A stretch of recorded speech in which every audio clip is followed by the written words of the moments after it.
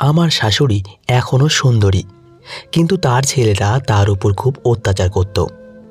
একদিন মাঝরাতে শাশুড়ির বিকট চিৎকারে ঘুম ভাঙলে আমি তাড়াতাড়ি করে দৌড়ে তার ঘরে গিয়ে যা দেখলাম তাতে আমার গলা দিয়ে আর্তনাদ বেরিয়ে এলো, কেননা তার 4 ছেলে একসাথে থাকে। নমস্কার বন্ধুরা, আপনাদেরকে জানাই স্বাগতম। আবারও একটি দুঃখের মর্মাহত গল্প নিয়ে চলে এসেছি আপনাদের সামনে। গল্পটি শেষ পর্যন্ত ভালো করে শুনবেন। চলুন তাহলে শুরু করা যাক। এমনিতে আমার জীবনে কোনো শান্তি ছিল না, কিন্তু তারপরেও রাতের বেলা ক্লান্ত শরীর নিয়ে ঘুমিয়ে যেতাম। আজকে রাতেও ঘুমাচ্ছিলাম, হঠাৎ কোনো মহিলার চিৎকারের আওয়াজ আসতে লাগলো, যেন সেই মহিলা খুব আনন্দের মধ্যে আছে।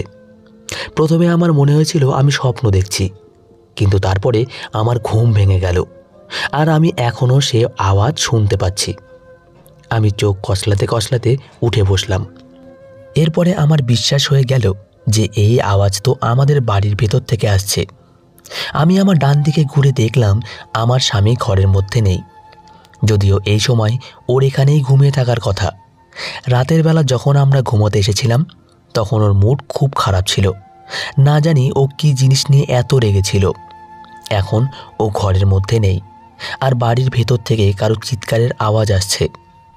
এই মহিলাটি কে আর কেন চিৎকার করছে সেটা দেখার জন্য আমি যেখান থেকে এই আওয়াজ আসছিল সেই দিকে গেলাম। কিন্তু সেখানে গিয়ে আমি বুঝতে পারলাম যে আমি অনেক বড় ভুল করে ফেলেছি, কেননা আমি দেখলাম সেই ঘরের মধ্যে একজন মহিলা আর 4 জন পুরুষ, যার মধ্যে একজন আমার স্বামী। সেই মহিলাটি খুব বাজেভাবে চিৎকার করছিল, কেননা তারা 4 জন মিলে তার সাথে। আমার বিয়ে এই বাড়িতে যখন হয়েছিল তখন আমি শুধুমাত্র 19 বছরের ছিলাম। সেই সময় আমি স্বপ্নেও ভাবিনি যে একদিন আমি এত বড় একটা সমস্যার মধ্যে পড়ে যাব। আমার শাশুড়ি শান্তি দেবীকে প্রথম দেখাতেই আমার খুব পছন্দ হয়েছিল। তার মুখে একটা স্নিগ্ধ ভাব ফুটে উঠেছিল, কিন্তু বিয়ের পরে যখন আমি তার সাথে থাকতে শুরু করলাম তখন তার চোখে লুকোনো কষ্ট অনুভব করা কষ্টকর ছিল না। শান্তি দেবী স্বামীর মৃত্যুর পরেই এই বাড়ির দায়িত্ব নিজের কাঁধের ওপর উঠিয়ে নিয়েছিলেন। তার 4 ছেলে রবি, শ্যাম, রমেশ আর অনিল সবাই নিজের নিজের মতো করে মায়ের ফায়দা উঠাতো। রবি সবচেয়ে বড়, আর ওর ব্যবহার শুরু থেকেই খুব কঠোর ছিল। ও সব সময় রেগে থাকতো আর ছোটোখাটো কথা নিয়ে মাকে উল্টাপাল্টা কথা বলতো, তার অসম্মান করত। শ্যাম, যাকে দেখে সবার থেকে ভালো মনে হতো, সে সব সময় টাকা হাতানোর ধান্দায় থাকতো আর নিজের মাকে মিথ্যা বলে টাকা নিয়ে চলে যেত। রমেশের শখ শুধু নেশা আর ঘুরে বেড়ানো। অনিল সবচেয়ে ছোট হওয়ার পরেও নিজের মায়ের উপরে সবচেয়ে বেশি অত্যাচার করত। ওর ভেতরে মনুষ্যত্ব বলে কোনো কিছুই ছিল না। এই সব দেখে আমি বুঝে গেলাম যে শান্তি দেবী নিজের বাড়িতেই সবার হাতের পুতুল হয়ে গেছেন। তার 4 ছেলেই তাকে সম্মান করে না। বাসর রাতে আমি আমার স্বামী শ্যামের সাথে ঘরের মধ্যে বসে। শুরুর দিকে ওর ব্যবহার খুব সুন্দর ছিল। ও আমাকে বলেছিল, এই বাড়ি তোমার খুব পছন্দ হবে, এই বাড়িতে তোমার কোনো ব্যাপারে চিন্তা করার দরকার নেই, তোমার যা মন চাইবে তুমি তাই করবে, যা খেতে ইচ্ছা করবে তাই খাবে, চাইলে বাইরে থেকে অর্ডার করে নেবে, আর চাইলে ঘরের মধ্যে বানিয়ে নেবে, তোমাকে এখানে কেউই আটকাবে না। আমি বললাম, তুমি এটা কেমন কথা বলছো? এই বাড়িতে আমার দেওর শাশুড়ি আছে, তোমার কি মনে হয় তারা আমাকে নিজের মর্জি চালাতে দেবে? আমি কিভাবে বারবার খাবার অর্ডার করতে পারি? তারা তো এইটাই বলবে যে বাড়িতেই খাবার রান্না করো আর তাদের পছন্দ মতোই রান্না করো। আমার স্বামী এই কথাটা শুনে হাসতে লাগলো। আমি বললাম, এরকম হতে পারে না, আর আমি এমন কি বলেছি যে তুমি হাসছো? তখন ও বলল, তুমি এই দুনিয়ার মধ্যে সবচেয়ে বোকা মেয়ে, আমি তোমার স্বামী, তোমাকে বলছি যে যা তোমার মন চাইবে সেটাই করবে, আর একজন তুমি যে ভয় পাচ্ছ, তোমার মাকে দেখে ভয় পাওয়ার কোনো দরকার নেই, সে তোমার কিছুই করতে পারবে না। আমি যখন তার মুখ থেকে এই ধরনের কথা শুনলাম তখন কিছুটা ঘাবড়ে গেছিলাম। ও নিজের মায়ের বিরুদ্ধে ছিল। ও আরও বলতে লাগলো, আরে মজাতে থাকো, এমনিতেও প্রথম বিয়ে আমার হয়েছে, তাই তুমি এই বাড়ির প্রথম বউ। আমি জানি যে বিয়ের সুখ কী। স্বামী স্ত্রী একসঙ্গে ঘরের মধ্যে থাকবে, যখন খিদে পাবে তখন ভালো ভালো খাবার অর্ডার করবে, এরপরে একসাথে ভালো সময় কাটাবো, তারপরে কোনো সিনেমা দেখব। আমি বললাম, যদি রাতের বেলা সিনেমা দেখি তাহলে সকালবেলা তাড়াতাড়ি কে উঠবে? ও বলতে লাগলো, এত কথার পরেও তুমি কোন লাইনে যাচ্ছ? তুমি সকালবেলা উঠে কি করবে? মাকে বিগড়ে দিও না, নিজের রুটিন তার মতো করে একদমই বানাবে না। যদি একবার তুমি তাকে বিগড়ে দাও তারপরে আমাকে বলো না যে এসব আমার দ্বারা আর হচ্ছে না। তখন আমি তোমার জন্য কিছুই করতে পারবো না, কেননা যে সমস্যা তুমি নিজেই নিজের জন্য দাঁড় করাবে তার বিরুদ্ধে তোমাকেই লড়তে হবে। আমার স্বামীর সমস্ত কথাই অদ্ভুত ছিল। সে আমাকে বলছিল, শাশুড়ি দেওর ভেসে যাক, সংসার ভেসে যাক, কোনো কাজ করবে না, খাবার রান্না করবে না, ব্যাস শুয়ে বসে আরামে জীবন কাটাবে। আমার তো মনে হচ্ছিল এটা আমার ভ্রম, না হলে এটা আমার কোনো স্বপ্ন, আর না হলে আমার স্বামী আমার পরীক্ষা নিচ্ছে। ও কিভাবে নিজের মায়ের বিরুদ্ধে যেতে পারে? এই বাড়িটাও তো ওর মাই চালায়।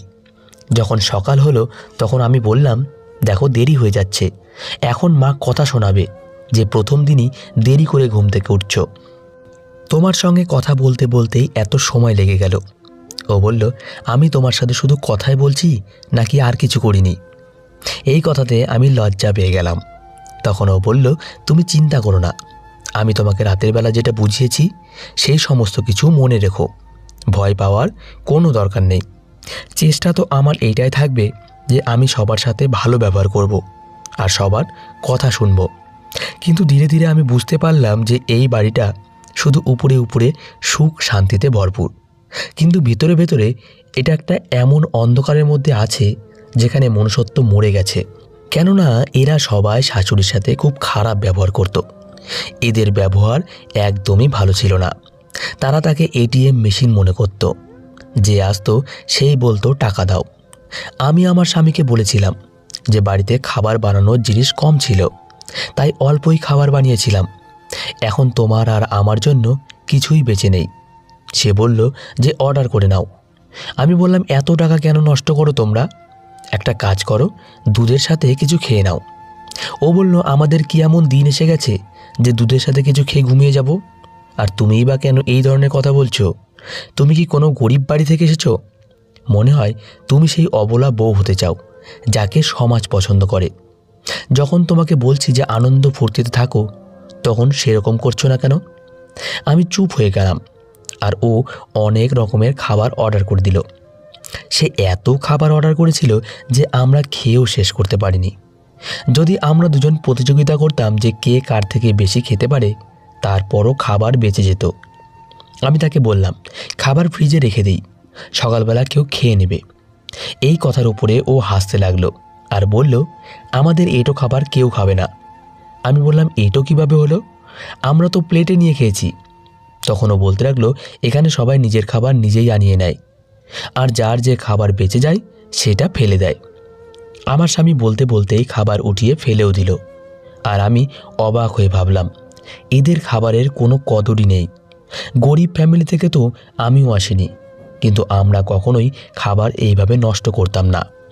এই কাজ তারাই করে যারা জানে যে তাদের ইনকাম করতে হবে না, অথবা এই ধরনের কাজ তারাই করে যারা খারাপ লোক।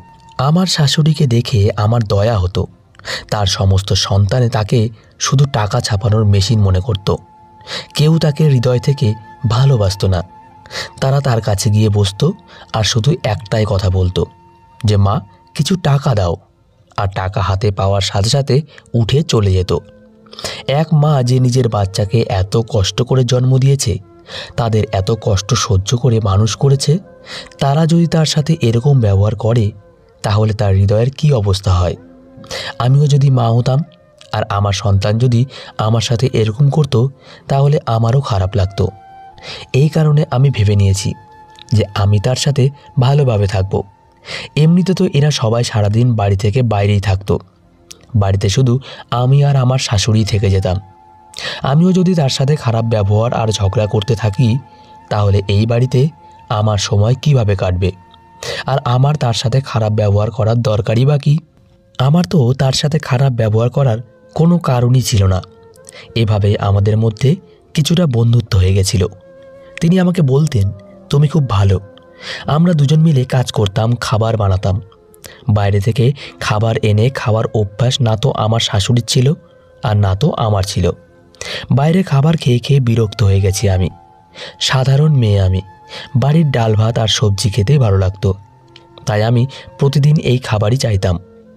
একদিন তো এমন হলো যে আমি আমার শাশুড়ি মায়ের বানানো মজাদার খাবার খেয়ে নিয়েছিলাম, কিন্তু যখন রাত হলো তখন আমার স্বামী খাবার অর্ডার করে দিল। এখন আমি যদি তাকে বলতাম যে আমি খাবার খেয়ে নিয়েছি, তাহলে সে রেগে যেত। কিন্তু যখন আমি তার সঙ্গে খেতে বসলাম তখন আমার একদমই খিদে ছিল না। যখন সে বুঝে গেল যে আমি খাবার খেয়ে নিয়েছি, তখন খুব রেগে গেল আর বলতে লাগলো, তোমার মায়ের সঙ্গে বেশি বন্ধুত্ব করার দরকার নেই। হয়তো এইটাও মানুষের একটা অদ্ভুত অভ্যাস, যে কাজে তাদেরকে মানা করা হয় তারা সেই কাজটাই করে। একদিন যখন আমি আমার শাশুড়ির সাথে বসেছিলাম, তখন তিনি আমাকে তার হৃদয়ের কথা বললেন।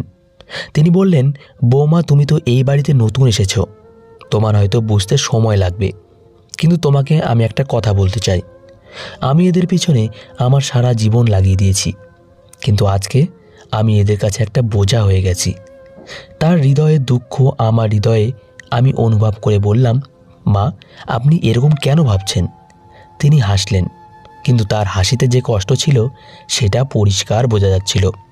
এরপরে শাশুড়ি মা বললেন, আমি রবিকে পড়ানোর জন্য বাইরে পাঠিয়েছিলাম, শ্যামকে শোধরানোর চেষ্টা করেছি, রমেশের নেশা ছাড়ানোর জন্য কয়েকবার ডাক্তারের কাছে নিয়ে গেছি, আর অনিলের সমস্ত বদমাশি ক্ষমা করে দিয়েছি।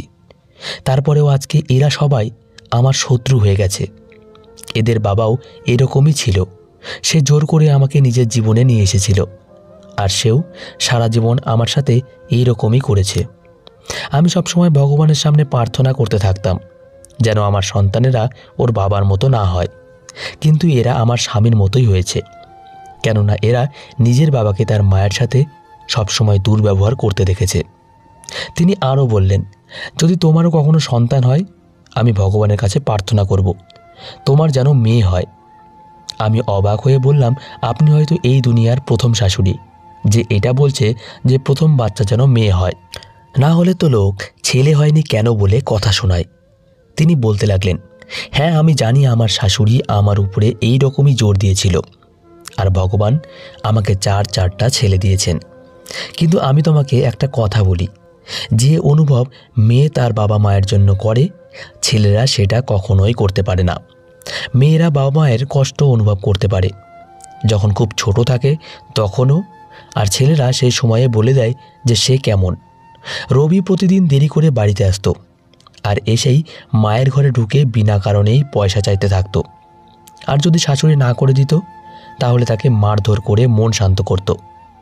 যখন আমি প্রথম জানতে পারলাম যে কেউ মায়ের গায়ে হাত উঠিয়েছে, তখন আমি হতভম্ব হয়ে গেলাম। কিন্তু শাশুড়ি আমাকে আরামসে বলেছিলেন, যখন টাকা দিতে কিছুটা দেরি হয়ে যায় তখন এরা এরকমই করে। তিনি এই সমস্ত কথা এমনভাবে বলছিলেন যেন এটা খুব সাধারণ একটা কথা। তার তো এটা কোনো মতেই হতে দেওয়া উচিত না। কোনো মা যতটাই খারাপ হোক না কেন, যে অবস্থাতেই থাকুক না কেন, যেভাবেই চলুক না কেন, কোনো সন্তানই নিজের মায়ের উপরে হাত উঠাতে পারে না। কিন্তু এই বাড়িতে এই সব কিছু নর্মাল ছিল। রমেশের কাজ শুধু এইটাই ছিল যে সে নিজের মায়ের কাছ থেকে টাকা নিয়ে নিজের বন্ধুদের সঙ্গে মস্তি করে বেড়াতো। সারাদিন ও নিজের বন্ধুদের সাথে থাকতো, রাতের বেলা ও টাকার জন্য আমার কথা মনে পড়তো। শ্যামও দিনের বেলা বন্ধুদের সঙ্গে এনজয় করত, আর রাতের বেলা মায়ের কাছে টাকা চাইতো। যদি আমি আমার স্বামীকে বলতাম যে আমার কিছু খাবার ইচ্ছা করছে, তখন ও বলতো যে আমি অর্ডার করছি। ও চাইতো যে আমরা খাবার অর্ডার করে খাই, কিন্তু আমি এসব সহ্য করতে পারতাম না, কেননা আমার পার্সোনালিটি এরকম ছিল না। আমি একদম সাধারণ মেয়ে ছিলাম। আমার স্বামী আমাকে বলতো, আমি যেরকম বউয়ের ব্যাপারে ভেবেছিলাম তুমি একদম সেরকম নও। মাঝে মাঝে মনে হয় তোমার বয়স বেশি, তুমি বুড়ি, মনে হয় তোমার মা বাবা আমাকে মিথ্যা বলেছে। আমি তাকে বলেছিলাম, এরকম কোনো ব্যাপার না, এই দুনিয়াতে কিছু লোক আমার মতোই হয়, যারা সাধারণভাবে থাকতে পছন্দ করে, আর তুমি যা আমাকে করতে বলেছ সেরকম আমি করতে পারবো না। আমি কি জানতাম যে তোমার পছন্দ হলো আমি তোমার সাথে ছোট কাপড় পরে ড্যান্স করব? আমি তাকে আরও বলেছিলাম যে আমি ডান্স করতে পারি না। তখন সে বলেছিল, বাড়িতে কিছুটা শিখে নাও, এতে কি এমন অসুবিধা? ভিডিও দেখে চেষ্টা করো, শিখে যাবে। আমি ওকে বলেছিলাম যে না তো আমার এই জিনিসের কোনো শখ আছে আর না তো কোনো ইচ্ছা আছে। রমেশের নেশা এতটা বেড়ে গেছিল যে বলার মতো না। অনিল যে সবচেয়ে ছোট ছিল, সে বন্ধুদের সাথে মিলে নিজের মায়ের মজা ওড়াতো, তার অসম্মান করত। আমি এই সব কিছু চুপচাপ দেখতাম। মাঝে মাঝে তো আমি ভাবতাম যে যদি আমি এদের ব্যাপারে আগে জানতাম তাহলে কখনোই এই বিয়ে করতাম না। কিন্তু এখন আমার জীবন এই বাড়িতে বাধা পড়ে গেছে। একদিন আমি রবিকে নিজের কন্ট্রোলের বাইরে দেখলাম। সে মাকে ধাক্কা দিয়ে তাকে মাটিতে ফেলে দিল।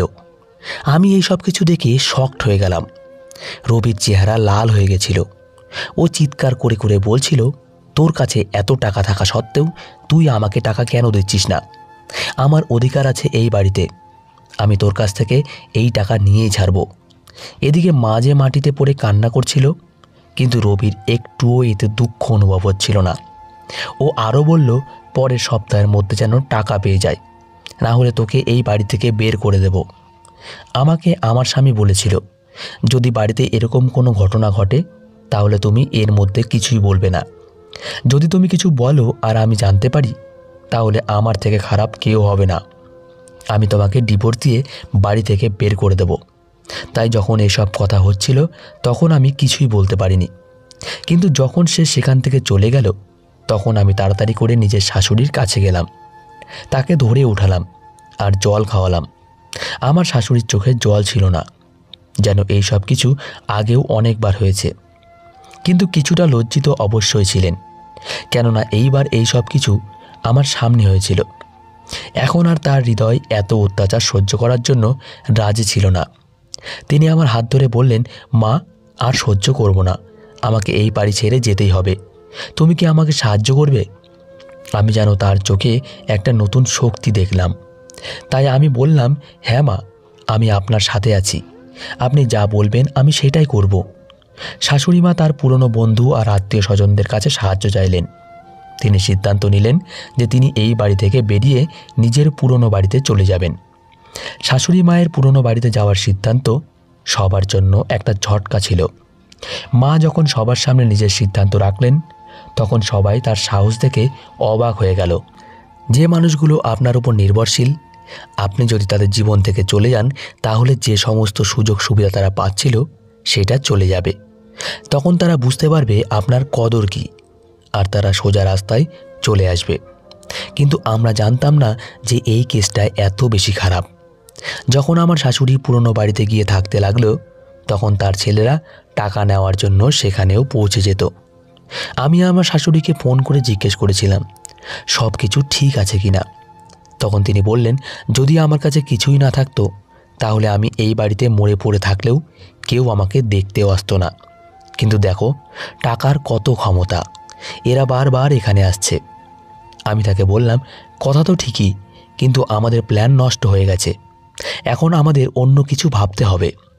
আমার শাশুড়ি বেচারির সাথে খুব খারাপ হচ্ছিল। এই কারণে আমি অনেক বড় একটা প্ল্যান বানালাম। সমস্ত জমি জায়গা সম্পত্তি বাড়ির সমস্ত কিছু আমার শাশুড়ির নামে ছিল। তার সিগনেচার না হলে ব্যাংক থেকে টাকা উঠতো না। এরা সবাই তার সঙ্গে খারাপ ব্যবহার করত, কারণ এরা চাইতো তিনি সব কিছু এদের নামে করে দিক, যাতে এরা স্বাধীনভাবে চলতে পারে। একদিন আমি আমার স্বামীকে জিজ্ঞেস করেছিলাম যে তোমরা মায়ের সাথে এরকম খারাপ ব্যবহার কেন করো?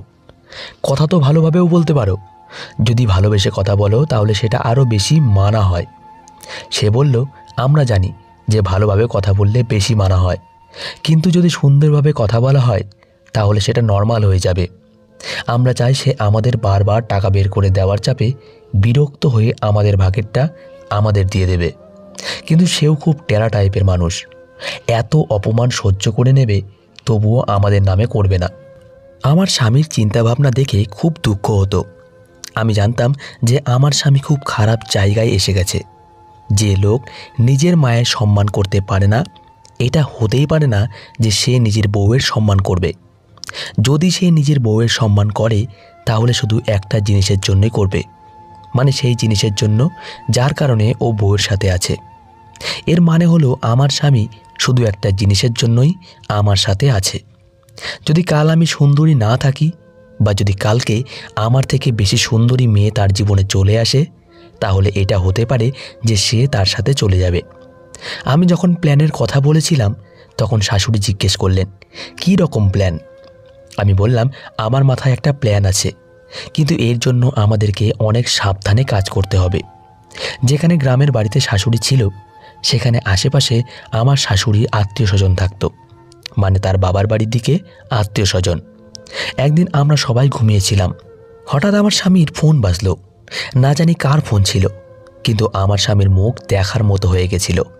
সে হতভম্ব হয়ে থেকে গেল, আর তার চোখে জলও চলে এসেছিল। এরপরে ফোন রেখে আমার স্বামী তাড়াতাড়ি করে দৌড়ে বাইরে এসে বাকি ভাইদেরকে জাগানোর জন্য ডাকতে লাগলো। আমি জিজ্ঞেস করলাম, কি হয়েছে? তখন ও বলতে লাগলো, আমার মা এই দুনিয়াতে নেই। এই কথা শুনে আমি হতভম্ব হয়ে দাঁড়িয়ে থেকে গেলাম। এই খবর যে বলেছিল সে বলেছিল যে আপনার মা বাড়িতে একাই থাকতো। বাড়িতে কারেন্টের কোনো সমস্যা হয়েছিল, তাই সে কারেন্টের তারে পেঁচিয়ে মারা গেছে। তার শরীর পুড়ে এমন অবস্থা হয়ে গেছিল যে তাড়াতাড়ি করে তার অন্তিম সংস্কার করতে হয়েছে, না হলে না জানি কি হতো। যখন সব ভাই এই কথাগুলো শুনল তখন সবাই খুব হতবাক হয়ে গেল। তাদের চোখে জল তো ছিল না, কিন্তু মুখে অস্বস্তি অবশ্যই ছিল। আমি ভাবলাম যে এরা খুব টেনশনে আছে। কিন্তু যখন সন্ধ্যা হলো তখন সবাই একসাথে বসলো আর আমাকেও পাশে বসালো। এরপরে বড় ভাই রবি বলল, যার যা মনে আছে বলে দাও। আমি তাদের কথা শুনছিলাম। তারা একজন বলছিল যে এটা তো একদমই ভালো হয়নি, কেননা যে উইল ছিল সেটা অনুসারে আমরা সবাই ভেসে গেছি। আমি জিজ্ঞেস করলাম, উইলে কি ছিল? তখন একজন বলতে লাগলো, বৌদি তুমি এইটাই ভাবো যে এই যে চা খাচ্ছি না, এটাই শেষবারের মতো খাওয়া। কালকে আমাদের কাছে চা খাওয়ারও পয়সা থাকবে না, কেননা উইলে এটাই ছিল যে হয় আমাদের মা জীবিত অবস্থায় নিজের ইচ্ছে অনুযায়ী সব কিছু আমাদের সব ভাইদের নামে করে দেবে, কিন্তু যদি তার আগেই তার কিছু হয়ে যায়, তার সে এই দুনিয়া থেকে চলে যায়, তাহলে তার সমস্ত টাকা পয়সা সম্পদ একটা অনাথ আশ্রমে চলে যাবে। আমার বাবা একটা অদ্ভুত উইল করেছিল।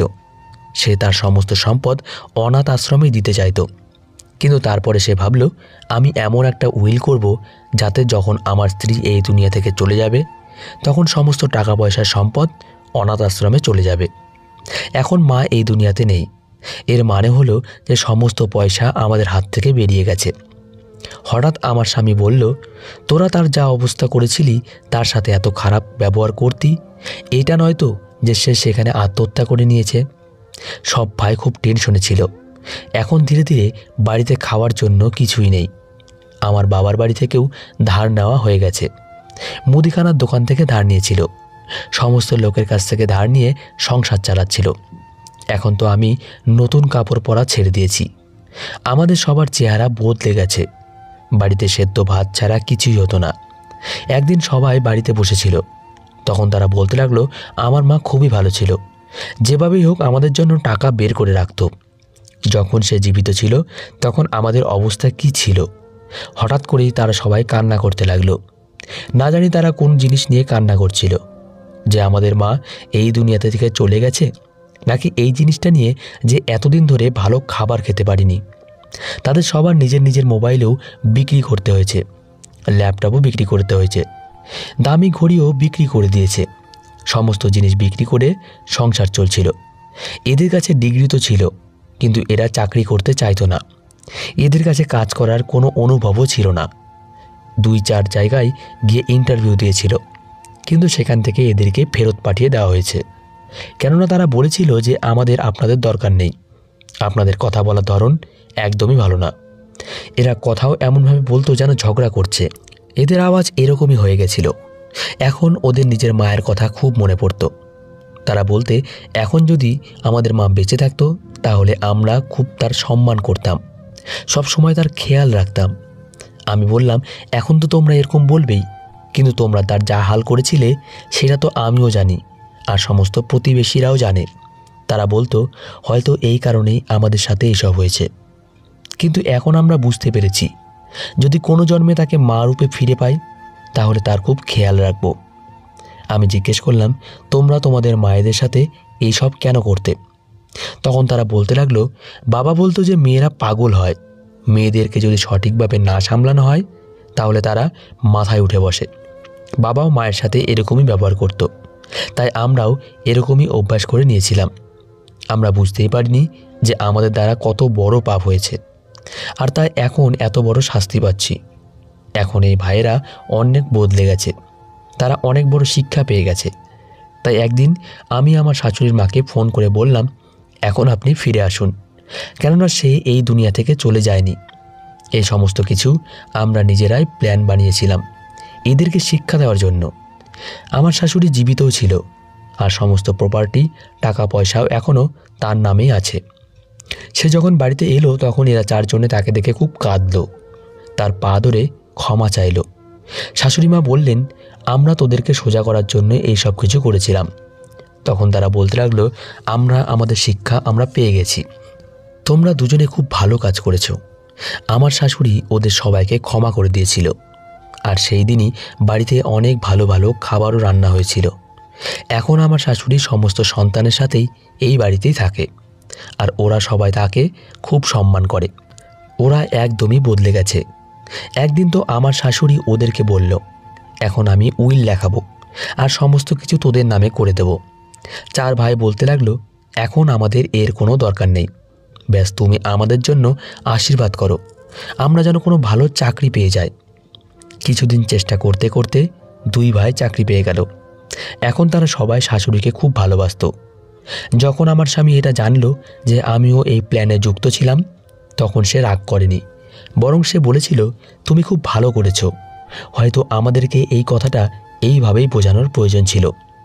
এখন আমরা সবাই মিলেমিশে থাকতে শুরু করেছি। বন্ধুরা, সবাই নিজের বাবা মায়ের সম্মান করো, কেননা মা বাবার থেকে বড় এই টাকা পয়সা সম্পত্তি কিছুই না। তো বন্ধুরা, আজকের গল্পটি এই পর্যন্তই। গল্পটি আশা করি আপনাদের সবার ভালো লেগেছে। গল্পটি যদি ভালো লেগে থাকে তাহলে অবশ্যই একটি লাইক করবেন। আর হ্যাঁ, সকল বন্ধুদেরকে 2025 সালের জন্য অনেক শুভেচ্ছা ও আন্তরিক অভিনন্দন জানাই। ভালো থাকবেন, সুস্থ থাকবেন। ধন্যবাদ সবাইকে।